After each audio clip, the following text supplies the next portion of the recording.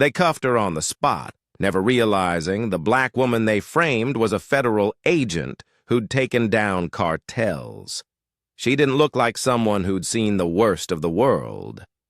Kendra Whitlow was wearing an old UVA sweatshirt, black leggings, and slides. Her hair was pulled back in a lazy bun, and she didn't have a trace of makeup on. From the outside, she looked like just another tired woman running errands on a cloudy Wednesday morning. But behind those calm eyes was a mind that had tracked cartel lieutenants through deserts, raided stash houses in Phoenix, and stared down gun barrels in parking garages from Newark to Fresno. But today, she just wanted to pick up her migraine meds. Charlottesville wasn't supposed to be complicated. Kendra had picked this place on purpose.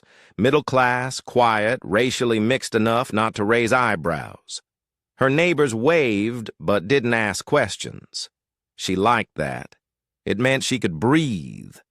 No pretending, no earpiece, no burner phone in her bra.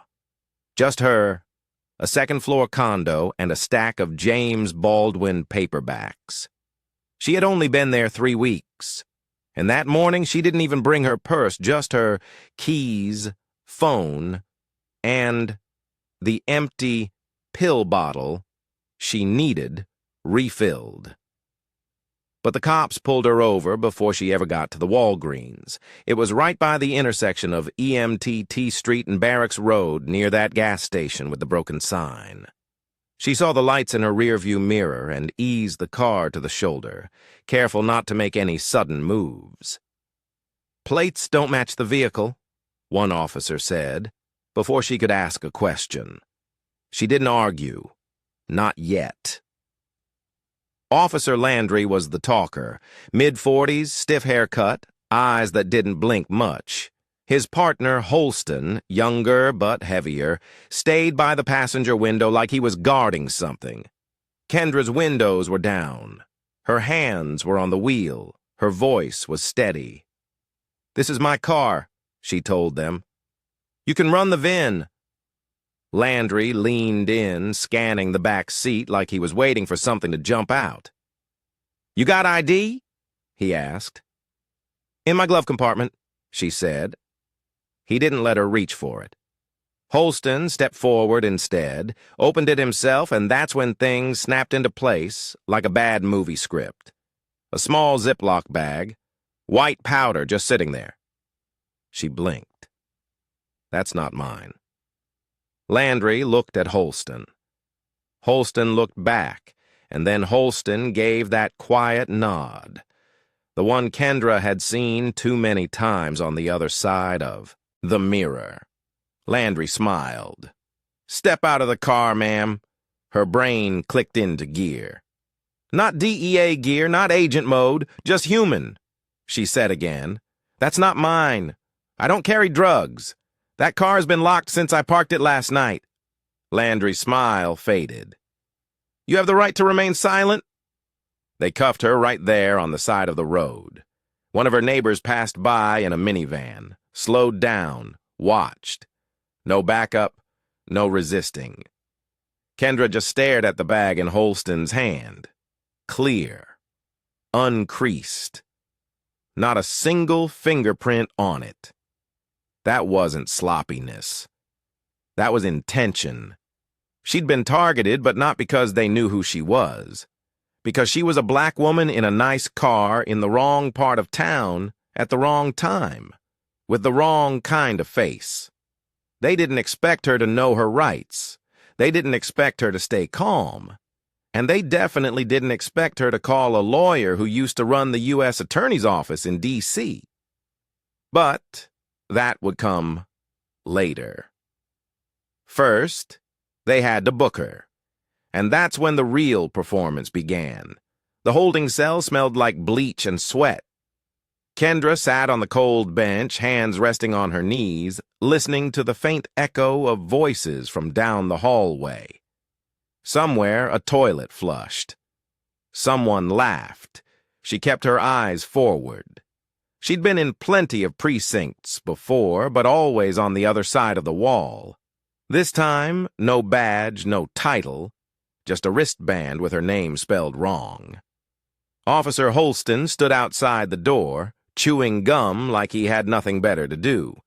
He kept glancing through the window like she might suddenly confess. He finally opened the door. "You want to talk now?" he asked. Kendra looked up. "About what?" He shrugged. "Drugs in your glove box. Your registration's expired. Plates don't match. You're not doing yourself any favors." She raised her eyebrows slightly. "Your report will show the plates were valid, and you didn't run the VIN, even though I told you to." Holston narrowed his eyes. "That a threat?" "No," she said calmly. "That's a fact." Landry walked in behind him, holding a manila folder. "We can keep this easy or make it long," he said. "Possession with intent gets heavy in this county. You ever been arrested before?" Kendra stayed still.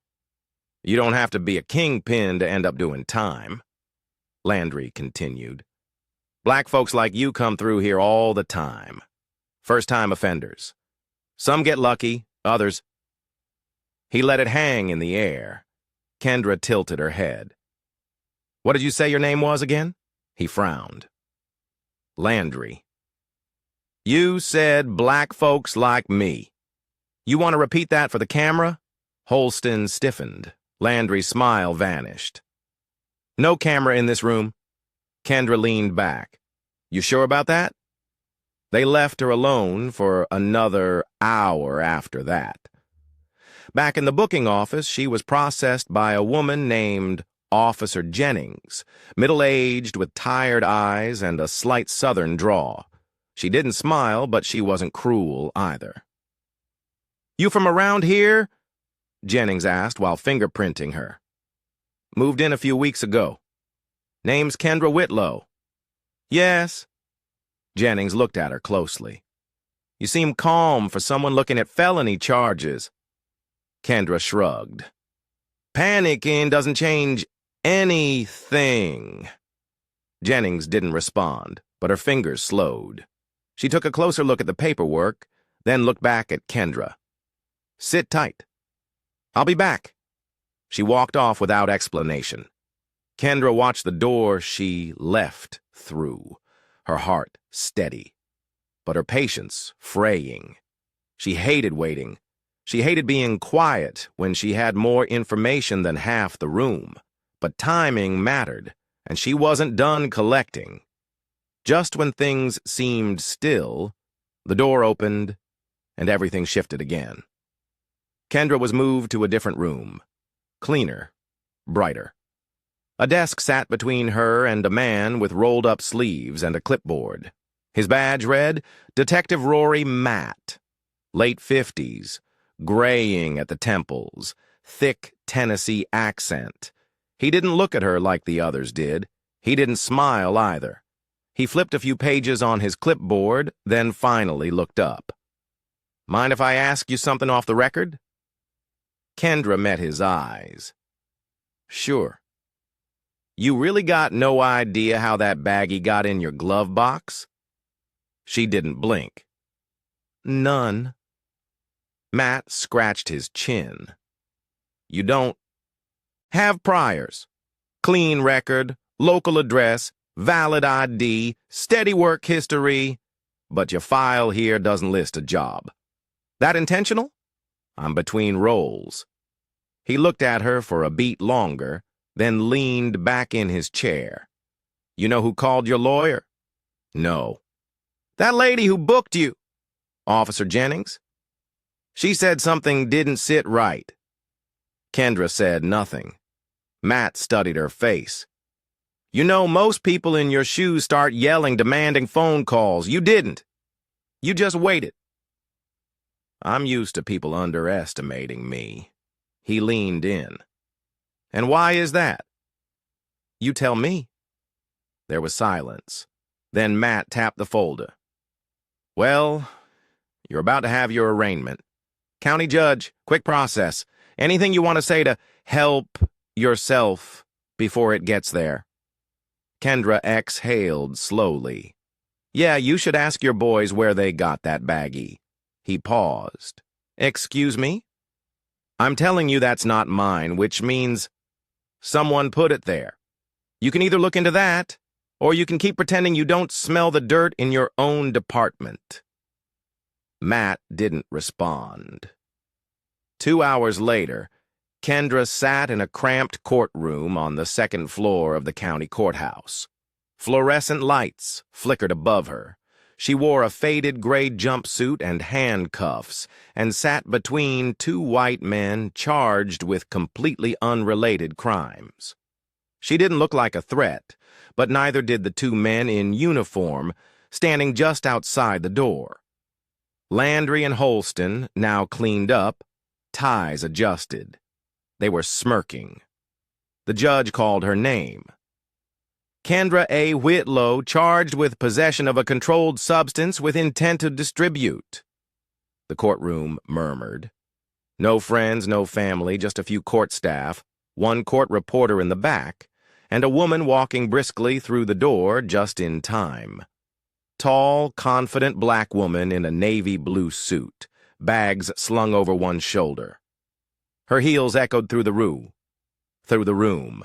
She was already opening her file when she reached the defense table. The judge glanced at her. You're representing the defendant? Yes, Your Honor. Marlene Page, I'll be handling Ms. Whitlow's defense. Kendra's jaw tightened in relief, but she didn't look at Marlene. She stayed staring ahead, calm, always calm. Marlene handed a sealed folder to the judge.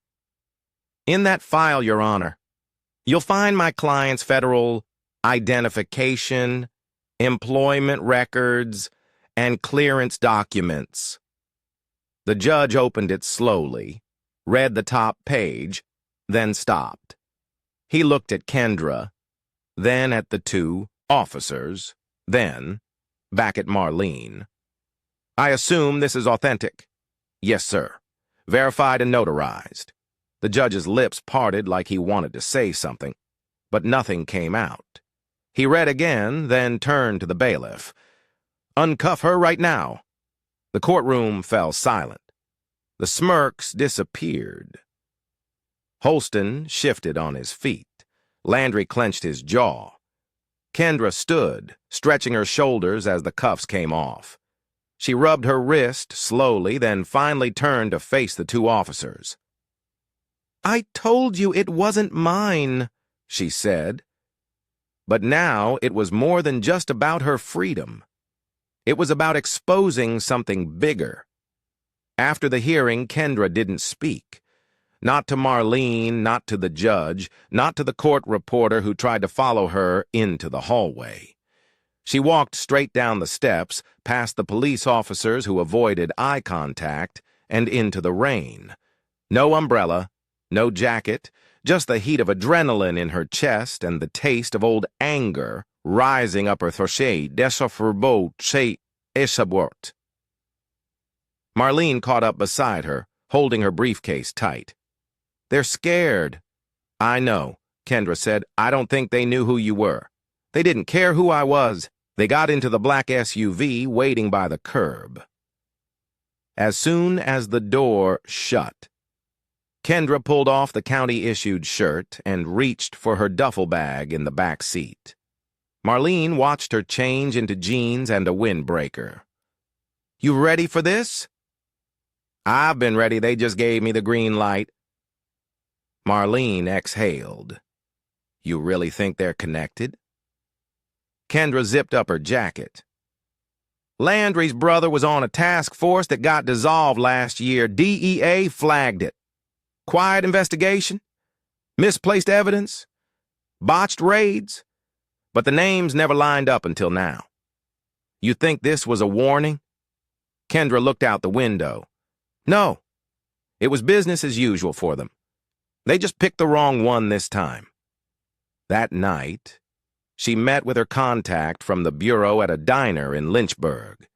Neutral ground, no uniforms, no paperwork, just coffee, eggs, and a burner phone passed under the table. His name was Darryl, White guy, tired face. No bad showing, but it was there. Tucked somewhere between his belt and his regret. "We've been hearing whispers," he said. "Landry's got a cousin who launders money through a fake car lot in Roanoke. DEA tried to probe it last year, but someone pulled the plug." "Who?" He stirred his coffee. "No one we could trace, but the fact that you just got pulled in by them and framed, that's not a coincidence." "I want files," Kendra said. "I want access to the last 5 months of body cam footage, and I want every complaint ever filed against them." Darrell nodded slowly. "You going public with this?" "I don't need to." "Not yet." "You planning on staying quiet?" She looked him in the eye. "I'm planning on finishing what I started." Back in her condo that night, she replayed the footage from the dash cam she had installed herself, tucked in behind the mirror, disguised like part of the casing. She watched Landry glance into the back seat, Holston fidget with her glove box. Neither one noticed the tiny green dot blinking quietly above them. She paused it, zoomed in. Holston was already wearing latex gloves when he reached in. She smiled. Then she clicked save, pulled the footage onto a flash drive, and sent a backup to Marlene with one sentence. "Let's burn it all down." But even with proof in hand, the hardest part was still ahead, forcing people to care. 5 years ago, Kendra was deep undercover in a town no one talked about unless they were born there. Hattiesburg, Mississippi. She was working a quiet op, posing as a bartender with 2 fake kids, watching a drug ring that was too well connected to touch head-on. That's when she first heard the name Kyle Landry, a cop on a regional task force who kept showing up in the background of surveillance photos. He wasn't flashy. He didn't run deals himself. But wherever the drugs went, money followed. And Kyle was always somewhere nearby, off-duty, talking to the wrong people, always just far enough to keep his badge clean. DEA couldn't pin anything on him. He had friends in the department, friends in city council. Eventually, the whole task force got quietly disbanded. Internal affairs buried the files. Kendra had to walk away, but she never deleted his name from her notes. And last week, when she registered her new car in Virginia, that name popped up again. Not Kyle. Mark Landry, his older brother. Same eyes, same crooked grin in his academy photo. Different state, same game. She had a gut feeling then, but she didn't say anything. She just watched. And when he pulled her over that morning, it all made sense. By the weekend, Marlene had already filed for an internal misconduct review. She delivered the flash drive in person to the county sheriff, who went pale after the first 10 seconds of footage. That alone should have been enough to suspend both Landry and Holston. But they weren't suspended. They were reassigned, desk duty pending further inquiry. Kendra knew what that meant. Delay, drag, hope it disappears. So she called an old friend from her DEA training class. Name was Tariq Powell, now working with the Justice Department's Civil Rights Division out of Baltimore. "You think it's worth the noise?" Tariq asked her. "I think people like them count on the noise dying down," she said. "You want this to go federal?" "I want it to be undeniable." Tariq whistled. "All right. But once this gets started, it's not going to be quiet. You ready for that kind of heat?" She laughed. "They already tried to burn me. Now, I'm bringing the matches." 3 days later, a local news station in Charlottesville aired a segment. The reporter didn't name her, but they played a clip from the dash cam. Muted, blurred, but enough to see Holston reaching into the glove box with gloves already on. Then came the whistleblowers. A young black man who said Landry pulled him over last year, made him sit on the curb for 45 minutes, claimed he fit a description but never gave a report. A Latina woman who was arrested for resisting, even though she said she was just asking why they were searching her trunk. 3 former officers who had either quit or transferred out said they'd complained to superiors, but nothing happened. The story stopped being about just Kendra. It became something else, bigger, and that's when the threats started. 2 men parked outside her building in a black pickup. Just sat there night after night. Her mailbox got ripped open, her tires slashed. Still, she didn't flinch. She simply moved the dash cam to her condo window. Because when people start trying to scare you silent, that's how you know you're loud enough. The county sheriff's office didn't want to admit anything. They called it an active investigation. They said they couldn't comment on internal matters. They sent out a 3-paragraph press release that didn't mention Kendra's name, didn't mention the dash cam, and definitely didn't mention the growing list of complaints piling up against Landry and Holston. But by then, it was too late. Kendra had already spoken to the Richmond Times-Dispatch. She didn't hide her face. She didn't soften the truth. "I was arrested for something I didn't do," she said on record. "The officers involved planted evidence. I'm not just saying that. I have proof." The journalist asked her if she wanted them fired. She looked straight at the camera and said, "I want them prosecuted." Within 72 hours, the Justice Department announced they were sending in an oversight team. It made the front page of the Virginia Pilot and the top story on a few national blogs. Not a firestorm, not yet, but enough heat that Landry stopped showing up to work. Holston, he lawyered up. The sheriff's department issued another statement, this time with a familiar phrase. "We take all allegations seriously." Kendra read it and laughed. She wasn't angry at that point, just tired. Tired of how predictable it all was. Tired of the fact that if she hadn't been who she was, she might be in a prison cell right now, begging for a plea deal just to get out. That thought made her stomach turn. A week later, the case cracked wide open. Marlene walked into her apartment holding a thick manila envelope with no return address.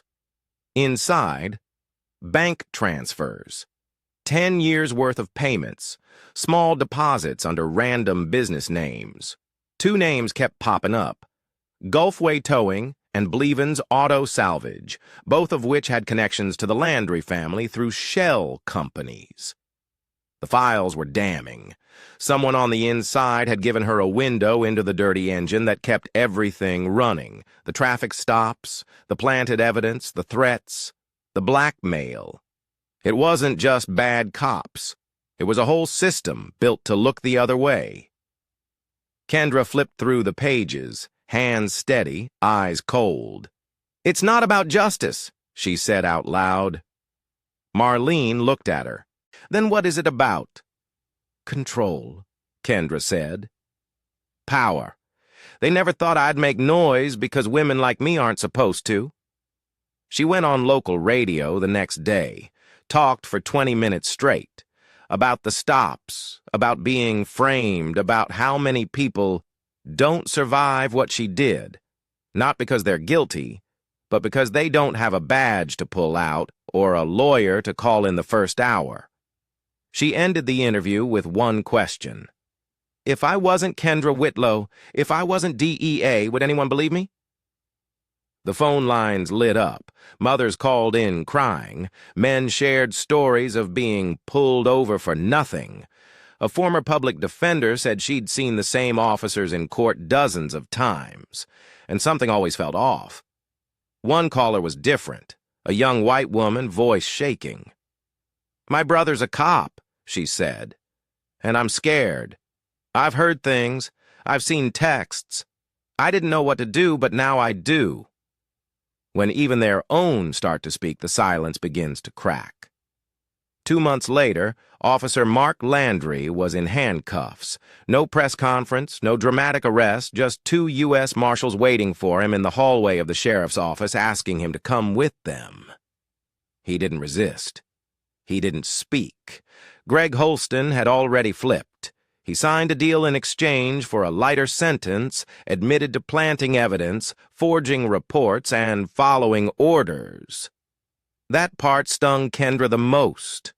Following orders meant it wasn't a one-off. It meant this was a method, a culture, a way of doing business, the kind of thing that ruins lives by lunchtime and doesn't even get mentioned at dinner. Kendra didn't celebrate. She didn't post about it, didn't grant any interviews after the indictments. Instead, she went to a school, Booker T. Washington Middle School, just outside of Richmond. She stood in front of 200 kids in folding chairs in the gym, wearing jeans, sneakers, and a simple black sweater. No badge, no press, just her and a microphone that kept crackling. "I want you to know," she said, "that you're not crazy for being afraid sometimes." She looked around at the rows of young faces, black, Latino, a few white, all quiet. "You're not crazy for being nervous when you see flashing lights behind you. That doesn't make you guilty. That doesn't make you dangerous. That makes you aware." Someone in the back raised a hand. A girl, maybe 11. "Are you still a cop?" Kendra smiled. "I'm still fighting bad people," she said. "But I don't have to wear a uniform to do that." Back in Charlottesville, the department tried to do damage control. The sheriff resigned. The city promised reforms. They talked about body cams and retraining and civilian review boards. But Kendra didn't go to those meetings. She was too busy working on something else. Her old DEA contact, Tariq, connected her with a team drafting a bill for state-level law enforcement accountability. They wanted her input, not as a face for the campaign, but as a brain in the room. "I don't want this to be about me," she told them. And it wasn't. It was about people like Darnell Briggs, who had been locked up 4 years over a planted bag of heroin and still hadn't gotten his case overturned. It was about Yasmin Ortega, who had to spend 2 nights in jail because she looked nervous during a stop. It was about the ones without dash cams, without lawyers, without second chances. Kendra still lived in the same condo, still went to the same Walgreens. But people looked at her differently now. Not just as the woman who exposed dirty cops, but as someone who reminded them that it could happen to anyone. Even someone calm, even someone smart, even someone trained to spot lies from a mile away. One night, a neighbor stopped her on the stairwell. Tall guy, wore hospital scrubs, maybe late 30s. She'd seen him before, always nodding but never speaking.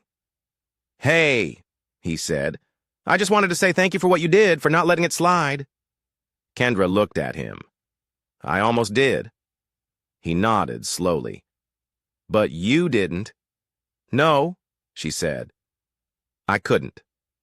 He stood there for a second, like he wanted to say something else, but instead just held out his hand. She shook it, then turned and